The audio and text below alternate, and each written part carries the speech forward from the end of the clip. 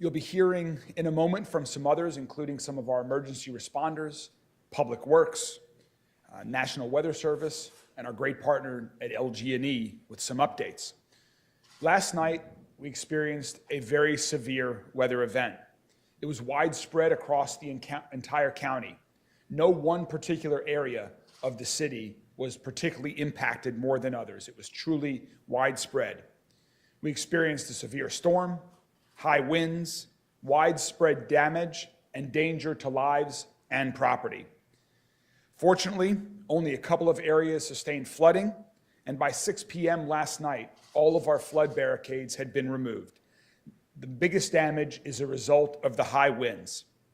To put this in context, this was the third most significant outage event for LG&E in the past 20 years, and you will hear more in a moment from Liz Pratt with LG&E about the extent of the damage and the recovery that they are undertaking at this very moment. Also, to put this in context, yesterday we had over 5,600 calls to our 911 and other call centers. That's approximately 3 times the normal of any particular day. Because of the damage, yet last night I declared a state of emergency for Jefferson County. This will allow our government to most effectively utilize our emergency services and first responders, and also allow Louisville Metro government to potentially access available funding to assist us in recovering from the damage from this severe weather event. If you have damage to your home, personal property, or your business, please go ahead and get in touch with your insurance company. We will have more information over the coming days about the opportunities to participate in our recovery given the state of emergency declaration, following continued conversations with the governor's administration, FEMA, and other government agencies. The good news is our crews have been working around the clock. They've been working around the clock in response to the severe weather damage that we've had across our city, and we anticipate that all roads will be opened by the end of the day today. There are still approximately 75 roads that are obstructed as a result of trees. However, again, we anticipate that all roads throughout our county will be open by the end of the day today. Before I turn it over to Jody Myman, our Executive Director of Emergency Services, I want to give a special thanks to every one of our first responders throughout the entire city, to everyone on our emergency management team, to everyone working with our utilities, with Public Works, to all of our partner agencies like LG&E for their continued work to keep Louisville safe and to ensure everyone has all of their electricity and the utilities restored. Thank you so much to everyone who worked through the night last night and continues to work through the day today, tonight, and this entire weekend. I'd now like to invite up Jody Myman, our Director of Emergency Services, to provide an update. Jody? Yes, sir. Thank you, Mayor. And thanks for signing the disaster declaration in the state of emergency last night.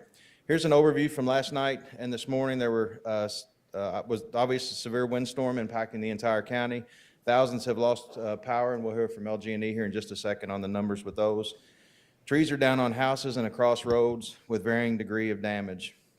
Our operations center here, where you're at right now, is at a level 2, where we're monitoring the situation and working with our partner agencies to determine our assessments, or to get through our assessments. And we'll continue that through the weekend. Like the mayor said, Metro Safe, we experienced thousands of calls. It was almost double from the same time period last year. And just to put it into perspective, we had a point in the 5 o'clock hour yesterday where there were 946 calls that came in within that hour, which is just huge. And to manage those calls, we brought in additional Metro Safe employees, 911 call takers and dispatchers, and we had to hold some over when they were expected to get off their shift. So we want to thank the dispatchers and call takers in the 911 center for the great job that they did during this entire event.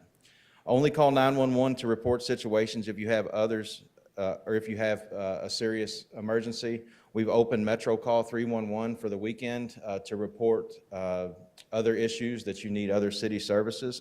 Callers wanting to report a down power line should immediately call LG&E at 502-589-1444 or Metro Safe's non-emergency call line at 574-2111. Don't call 911 if there's nothing that's of imminent risk to life and safety. We want to keep we want to keep that open for the 911 lines. To those who called and will call, thank you for being patient. When you call 911, just keep in mind that you're not being put on hold, you're being put in a queue. Don't hang up and call back, because that's going to take up 2 operators. They're going to end up calling you back, and then your next call's in the queue as well. So if you call 911, you're put into that queue. Just wait, because your call will go to the next available 911 operator. Our Louisville Fire Department responded to 450 responses, 2 water rescues that were earlier in the morning yesterday, and 3 residential structure fires, and we're gathering data from our suburban partners, fire partners out in the county to see their data, and we'll report on that as well. Thankfully, there have been no reports of death or serious injuries in Louisville associated with the weather. Ironically, this happened during Severe Weather Awareness Week, and we want to credit those statistics to the preparedness and the information that we got out to the public kicking off Severe Weather Week last Tuesday. So just a few safety tips.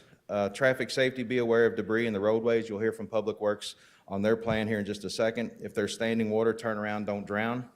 When power comes back on, check your major small appliances to make sure they're working properly, and along with your AC and your HVAC. Unplug some non-essential types of appliances so that when the power comes back in your house, it doesn't put a surge on your system. And take a look at your electrical panel and make sure it's operating properly when your electric does come back on. If you have to use generators, don't use generators indoors or inside attached garages, and remember to keep them at least several feet away from your home so that the carbon monoxide doesn't migrate inside of your home. Always use gas burner ovens and stoves appropriately, and never use them to heat your residence. Down trees and power lines. Do not handle any telephone, cable, or electric lines, as they may be electrically charged. Do not attempt to move or go near tree limbs on your home or electrical lines, as they can be charged as well. When using your fireplace, make sure it's been serviced by a certified technician, and keep your fires small. Candles, flashlights, and battery-operated candles are recommended for emergency lighting, and use caution when using candles. We will be out in the county doing damage assessments throughout the weekend and looking into if there's a need to set up any type of shelter, and we'll be communicating that appropriately with the public if needed. We will also be looking at debris accumulations, and we'll identify centralized drop-off locations by sometime tomorrow or at Monday at the latest. If you need a charging station for your cell phones, you can visit any Louisville Metro government building and libraries and community centers during regular business hours. And like I said, I can't say enough, please sign up for Lens Alert. We've had a large number of people sign up since we've been pushing it through Severe Weather Week, and we still may need to push information out to the public concerning this event. The sun's shining today, but please continue to be aware of your surroundings and take caution when you're out and about. Thank you. Thank you, Jody. To reiterate one important of the many important messages that Jody just talked about, if you have an emergency, call 911. If you need to report something else and it's not an emergency, please dial 311. We are opening 311 extra hours today to receive those calls, knowing there will be more from some throughout the entire city. So again, 311 for non-emergencies. Please only use 911 for emergencies, so those emergency calls can get the most rapid response possible. Next, we're going to have an update from Metro Public Works Emergency Operations Coordinator, Jason Brandt. Jason?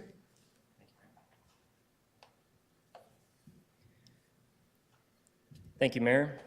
Public Works has received 170 reports of locations with trees down, and as the mayor has stated, many of these locations have roads that are currently closed.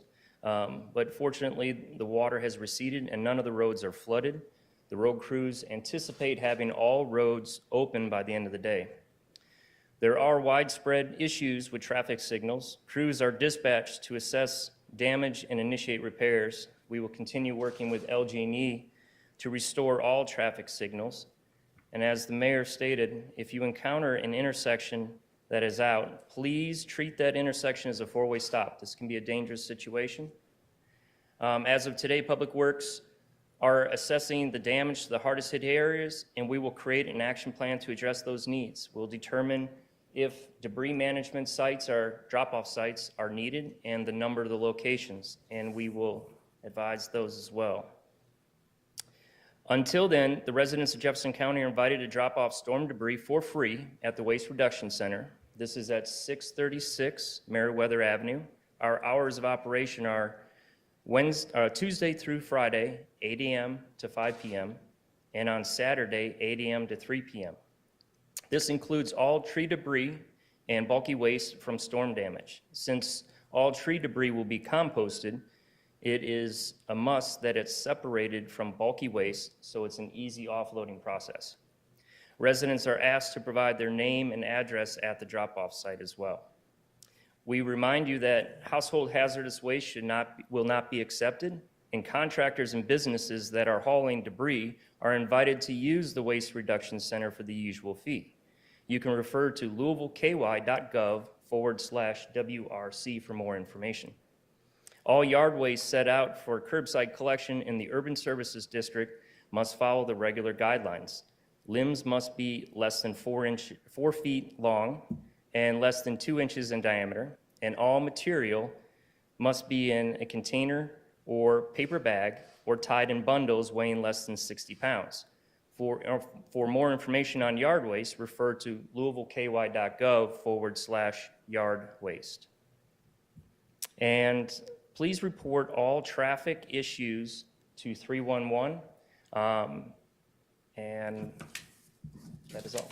Thank you. Thank you so much, Jason, and thanks to the hardworking crews at Public Works that are working to clear all the streets to ensure that the trees all the obstructions are gone. Again, we hope to have all of there are a few remaining streets that are still obstructed. We hope to have all of those open by the end of the day today.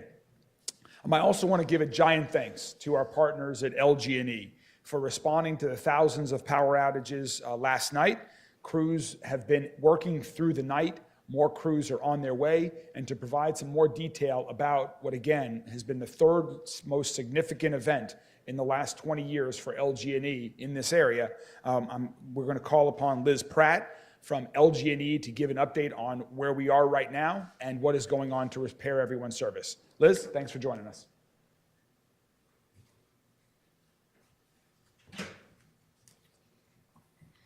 Good morning. Thank you, Mayor, and thank you to all of our emergency responders who are working on this significant event. First and foremost, please stay away from down lines. Assume that these are energized and report them to us immediately. We continue to evaluate the damage caused by this storm and this historic wind event, which, as the mayor shared, is the third most significant weather event in the last 20 years. The magnitude of this event cannot be overstated.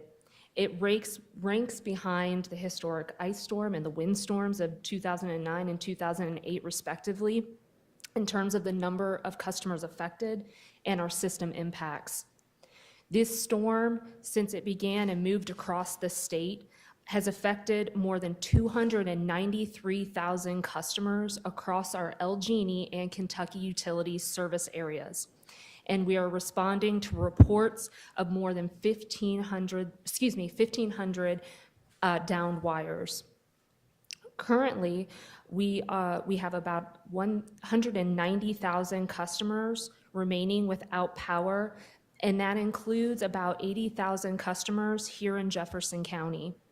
And we will continue to work around the clock to safely restore them and those customers who are affected. As of this morning, our call centers and automated systems have handled nearly 80,000 customer contacts, and we anticipate this will only continue to grow. Again, our top priority is always safety, and we continue to focus on measures right now to protect the public and our customers and our crews working in the field.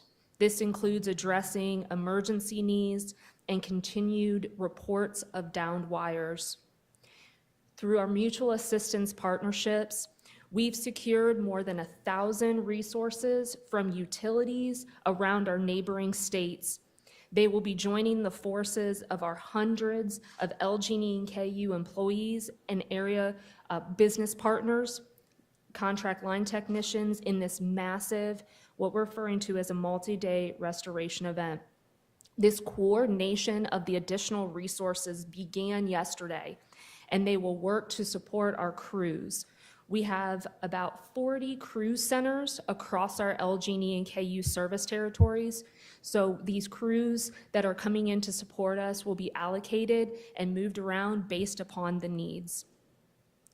In terms of service restoration, this takes place through a prioritization process and involves several different layers. At the same time, when we can, coupled with investments we've made on our system, we will reroute power when possible to limit the number of affected customers in a certain outage area. However, what's really important is that right now our focus is public protection and safety.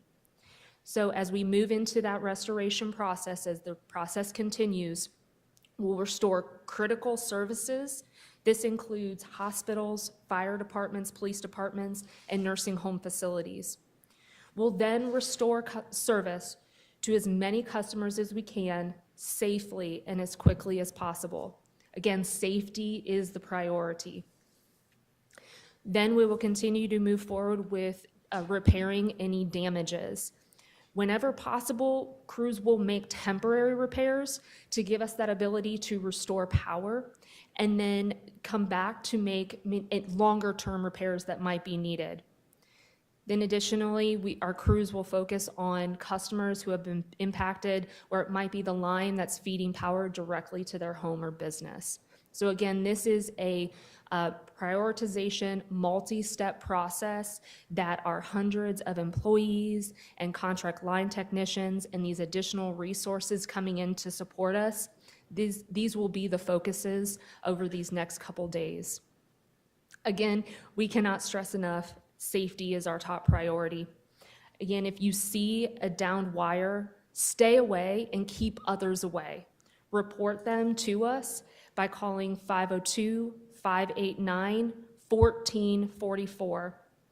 In terms of getting real-time updates following the progress that we're making, you can track our restoration progress by accessing our online outage map. You can do so from our website at lge-ku.com/storm and also through our mobile app. Once we get to the point, as damage has been assessed, as crews are making repairs, estimated times of restoration, that type of information will be updated through our outage map where you can see updates. Our outage map also gives you that ability to zoom down to a local level so you can see the current outages affecting your area. So that's really key, is with that online outage map, you can zoom down to your local area. We just want to again thank the mayor and our emergency responders, and we thank all of you, our customers, our community, for weathering the storm with us. This is an all-hands-on-deck restoration effort for us, and we will continue working around the clock for our customers and the communities we serve. Thank you. Thank you, Liz, and to all of your colleagues at LG&E. As we mentioned earlier, this is coincidentally Severe Weather Awareness Week, and we have seen some beautiful days like today, and we have seen severe weather like we saw yesterday. So next, I'm going to bring up to talk a little bit about the weather, what happened, and where we are and where we're headed, Mike Kokasik from the National Weather Service, who has been a partner with us, he and his colleagues throughout this entire event. Mike? Thanks, Mayor, Director Myman. They already said it, but the word of yesterday was windy, no doubt about it, truly historic. So of the 150-plus years that the Weather Service has had here in this city, we had the lowest recorded pressure ever recorded here in town. We had 28.85 inches of mercury, which is 977.1 millibars. Why is that significant? That's usually seen in a Category 1 or 2 hurricane, and that was here in Kentucky. Very, very impressive, and that is a record setter. We also had wind gusts all over the central Kentucky and state area, really. We had 79 miles per hour here at the International Airport was just shy of a record of 84 that happened for longtime residents that remember April 3rd, 1974. You don't want to be compared to that date. But very windy, and we saw damage all across the county because of it. And if we go to the next forecast here for the 7 days, it's going to be nice for the next couple here coming up. But Monday we could see some gusts up to 35 miles per hour, up to 25 on Tuesday. But the next chance of rain is Thursday. So a couple nice days ahead for cleanup efforts. But just a reminder that this is Severe Weather Awareness Week, and our thoughts go out to those that were affected by this damage. But if you were not affected by the damage, take this time now to think about how you would prepare for the next time, and there will be a next time. So, go to weather.gov for preparedness. You can go to @NWS Louisville on Twitter and Facebook for preparedness tips all week long, and get the latest updates there. So weather.gov and click on the map for your forecast. Thanks all. Thank you so much, Mike, for the work that you and your colleagues at the National Weather Service do for us every day. A few final comments before we open it up to questions. First, there are 2 parks, or 2.5 parks, that are closed today that we wanted to make everyone aware of. Waverly Park and Tom Wallace Park are closed due to debris damage that we have in those parks, as well as sections of Jefferson Memorial Forest are also closed. 2 boat ramps are also closed in our parks due to high water and debris. The boat ramps at Cox's Park and Riverview Park are also closed. I also wanted to reiterate something that was said earlier. With traffic signals being out, please use extreme caution when you are driving today. One intersection traffic signal might be working, the next one might not. If it is not labeled as a 4-way stop, treat it as such, and please use extreme caution. Also, as was mentioned, we understand there's a lot of debris all around the city and in a lot of people's yards. We will be announcing some debris drop-off locations, hopefully tomorrow, by Monday at the latest, but we hope to announce those locations by tomorrow. So today, if you're gathering all of that debris, we'll have more information on what to do with it beyond the traditional drop-off locations that were mentioned by Public Works earlier. We also will remain in contact with the governor's administration throughout the weekend, as well as with all of the other cities in Jefferson County. We've already made contact with the Jefferson County League of Cities, and we'll be working with them and their leadership throughout the weekend and the days ahead so that everyone, regardless of where you live in the county, can access services. And finally, it's a beautiful day outside. I encourage everyone, I know yesterday was very windy and we had severe weather, but today is a beautiful day, so I hope people can enjoy the outside weather. If you are outside and you're taking a walk or doing something else and you see some trash or some debris, please help be a part of the cleanup effort. Pick it up, move it out of the roadway if it's not too heavy, but please take part in doing that. And most importantly, check on your neighbors, check on loved ones, check on elderly people who you know. It's going to be cold tonight, as you see in the forecast. Many people are still without power. And so please, reach out, inquire, ask how you can help others that you know, and help out others. If you have power, please, even if you don't know, check on your neighbors, check on folks who are older, and please spread the love and take care in this cleanup effort with all of us. Thank you all very much, and we're happy to take any questions you all might have.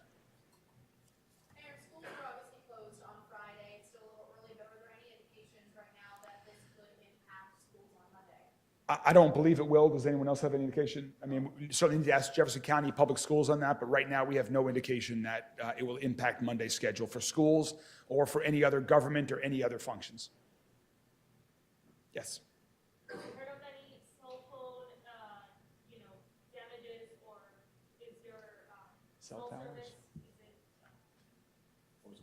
is it Any impact to cell service or cell towers? Now, there is a little bit of impact to AT&T, but we're working through that. We're working with our partners with them, so there's no outage at all, but they do have some towers that are running on generators, so we're trying to restore the power around those areas.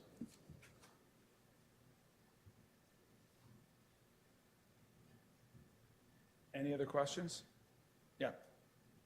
I know electricity restoration will be on a priority basis, but do you estimate, or do you have an estimate of how many days? Yes, thank you. So the question was the estimation of when power would be restored. I know it will be a priority basis, but would it be days, weeks?